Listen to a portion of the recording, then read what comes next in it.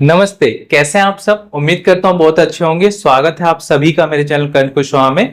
चलिए आइए स्टार्ट करते हैं आज के अपने शेयर मार्केट के क्लास 25 को, जिसमें हम जानेंगे टाइप्स ऑफ फंड के बारे में। देखिए, जब मैं आपको म्यूचुअल फंड के बारे में बता रहा था, एसडब्ल्यूपी बता रहा था, या आप किसी भी फंड में इन्वेस्टमेंट कर रहे होंगे ना, तो बहुत सारे फंड होंगे। बेसिकली आप इक्विटी फंड जानते होंगे कि इक्विटी फंड वो होता है जब हम किसी कंपनी के स्टॉक में यानी कि शेयर में इन्वेस्टमेंट करते हैं। बट उसके अलावा बहुत सारे फंड होते हैं और उसके अपने अपने फंडे होते हैं। आपने नाम तो जरूर सुने होंगे, बट हो सकता है आपको डाउट हो या थोड़ा बहुत नॉलेज भी हो, तो मैं आपको एक बेसिक सा क्लियरेंस आज दे देता हूं। तो देखो, सबसे पहला जो फंड होता है ना, उसको हम बोलते हैं लिक्विड फंड। ये नाम आपने सुना होगा कि लिक्विड फंड होता है, ठीक है। तो देखो, लिक्विड का मतलब आप क्या समझते हो? ये पानी वाला लिक्विड नहीं है। देखो, मैं जब आपको शेयर मार्केट के बारे में बताता हूं तो मैंने एक टर्म बताया, मैंने अपने शॉर्ट्स में डाला भी हुआ है, इसलिए आपको बोलता हूं। आप मेरे डिस्क्रिप्शन बॉक्स में जाओगे तो मैंने दो प्लेलिस्ट के लिंक हमेशा देता हूं। एक शेयर मार्केट का प्लेलिस्ट है, एक शेयर मार्केट के शॉर्ट्स का प्लेलिस्ट है। आप उसे क्लिक करके मेरे स्टार्टिंग से लेकर अभी तक के वीडियो को देख सकते हैं। जो लगता है आपको नहीं पता तो आप देखिए, या वीडियो के लास्ट में भी आपको पॉपअप के रूप में मिल जाएगा। तो लिक्विडिटी का मतलब ये होता है कि उसे खरीदने वाले या उसे बेचने वाले कितने ज्यादा अवेलेबल है। अगर किसी कंपनी के शेयर को बहुत जल्दी खरीदने वाले या बहुत जल्दी बेचने वाले मिल जाते हैं, मतलब उस कंपनी के शेयर की लिक्विडिटी बहुत अच्छी होगी। तो लिक्विड फंड में ना जनरली डेट फंड आते हैं, ठीक है। अब आप बोलोगे ये तो हर कोई बताता है। अगर डेट डेट फंड क्या होता है वो हमको पता है। जब कोई फंड मैनेजर गवर्नमेंट की सिक्योरिटीज, बॉन्ड या बड़ी बड़ी कंपनी ऐसे में इन्वेस्टमेंट होता है तो उसे हम डेट फंड बोलते हैं, ठीक है। तो लिक्विड फंड को मैं डेट फंड बोल रहा हूं तो क्या दोनों एक ही है? नहीं, अलग है, समझो। लिक्विड फंड में क्या होता है, जो ट्रांजैक्शन का टाइम होता है ना, वो अप्रोक्स 3 मंथ यानी कि 91 डेज का होता है। और अगर आपको पैसे निकालने भी है तो उसका क्या क्राइटेरिया है मैं आपको बताऊंगा, ठीक है। तो liquid fund basically debt fund होता है, मतलब लिक्विड फंड में हम इनडायरेक्टली डेट फंड में इन्वेस्टमेंट करते हैं। ये आपको अभी तक समझ आ गया। अब हमारा दूसरा क्वेश्चन ये है कि जब debt fund, liquid fund debt fund में ही इन्वेस्टमेंट करता है तो लिक्विड फंड क्यों बना है? लिक्विड फंड इसलिए बना है क्योंकि 91 डेज के अंदर ही उसकी मेच्योरिटी पूरी हो जाती है, आप पैसा निकाल सकते हो। तो क्या 91 डेज के पहले निकालेंगे तो चार्ज लगेगा? नहीं। अगर आप 7 दिन यानी कि 1 हफ्ते के पहले अपना पैसा निकालते हो तो आपको चार्ज लगता है, वो भी बहुत माइनस चार्ज रहता है, ना के बराबर। अदरवाइज जब आप इन्वेस्टमेंट कर रहे हो तो आप दूसरे दिन या 1 हफ्ते के बाद कभी भी निकाल सकते हो, आपको कोई एग्जिट लोड का चार्ज नहीं लगता, ठीक है। इस पे इंटरेस्ट कितना मिलता है? इससे आपको 5 से 6% या मैक्सिमम 8% तक का इंटरेस्ट मिल जाता है, ठीक है। अब देखो, यहाँ पे एक बात आती है कि इतना ही इंटरेस्ट तो अपने को एफडी में भी मिलता है जो हम बैंक में करते हैं। तो देखो, जो लिक्विड फंड होता है ना, वो एफडी के कंपैरिजन में थोड़ा सा रिस्की होता है। सेफेस्ट होता है बट थोड़ा सा रिस्की होता है। और अगर मैं एफडी की बात करूं तो बहुत ज्यादा सेफ होता है।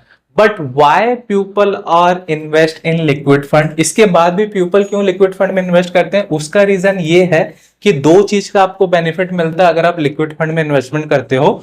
एक होता है फ्लेक्सिबिलिटी और एक होता है विड्रॉल प्रोसेस। मतलब आपके लिए कन्वीनियंट का काम करता है लिक्विड फंड। मेरे कहने का मतलब ये है कि अगर आपको 1 लाख का एफडी करना है बैंक में, आप आज जाते हो एफडी कर देते हो। सपोज कल आपके पास 50,000 रुपए और आ गए, तो क्या आप उसे 1 लाख रुपए में एडिट कर सकते हो? क्या नहीं कर सकते? आपको उस 50,000 की दूसरी एफडी चालू करनी पड़ेगी, जो कि एक फिक्स डेट के अकॉर्डिंग रहता है। दूसरा, अगर आपने आज 1 लाख रुपए के एफडी किया, अगर बाय द वे आपने 1 साल के लिए किया तो आपने उसे 1 साल के लिए मेच्योर कर दिया। अगर आपको 10 दिन बाद पैसे की जरूरत है तो आप उस पैसे को नहीं निकाल सकते।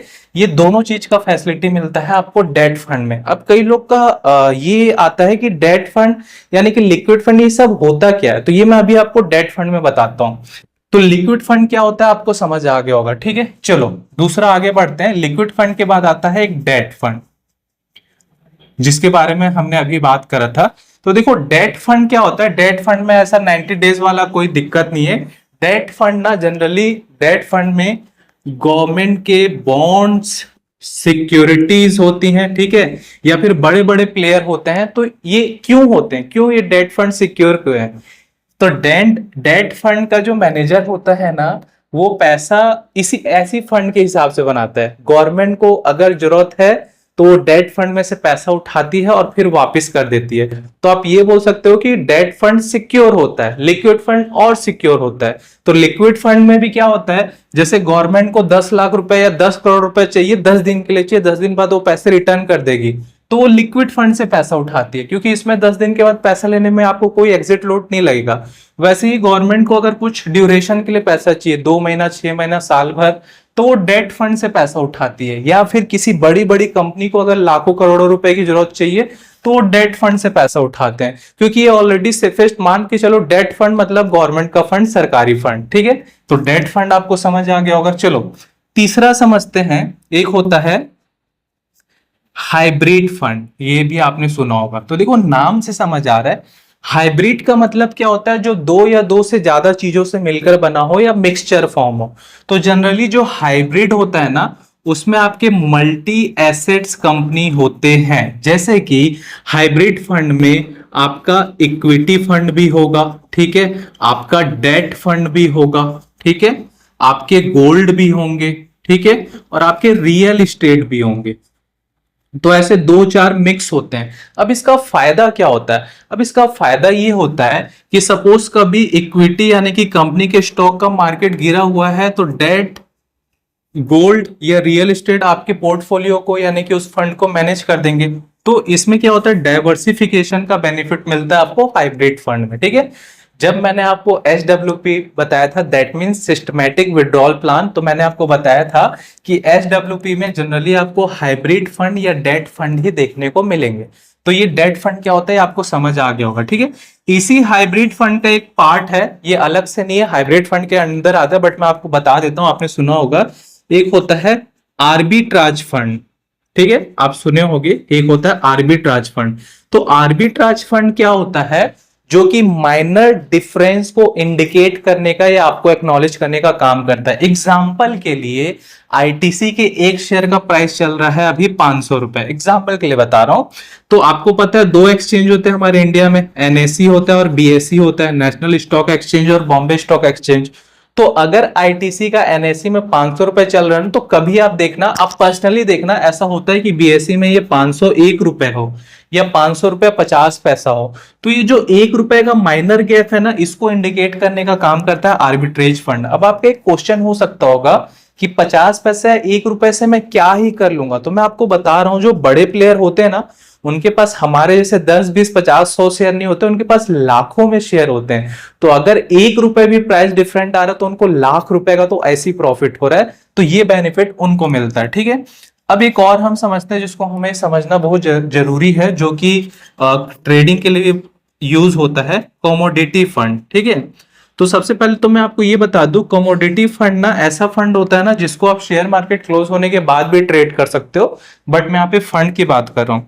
तो जो कमोडिटी होता है ना, उसका ना शेयर्स यानी इक्विटी से दूर दूर तक कोई लेना देना नहीं है। कमोडिटी फंड में जनरली हम गोल्ड की बात करेंगे, ठीक है, जो भी हम तेल यूज करते हैं, हम गैस मतलब यूज करते हैं, तो हम बात करेंगे ऑयल एंड गैस की, ठीक है, ठीक है, हम बात करेंगे व्हीट की यानी कि गेहूं की।